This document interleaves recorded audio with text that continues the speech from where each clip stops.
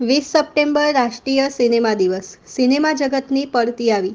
એક સમયે સિનેમા જગતની બોલાબાલી હતી. બોબડી ફિલ્મથી કલર અને 3D ફિલ્મ આવી અને આખરે તેની પડતી થઈ.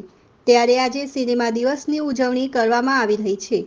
આ દિવસે લગભગ તમામ થિયેટર ટિકિટ બુક કરાવતી વખતે તેમના ગ્રાહકોને આ ઓફર અપાશે. સિનેમા જગતમાં અમિતાભ છવાઈ રહ્યા હતા અને ગુજરાતી ફિલ્મમાં ઉપેન્દ્ર ત્રિવેદી અને સ્નેહલતા છવાઈ ગયા હતા. હિંમતનગરમાં હિંમત થિયેટર, અંબિકા ટોકીઝ અને પ્રાંતિજમાં અંબિકા ટોકીઝની બોલાબાલી હતી.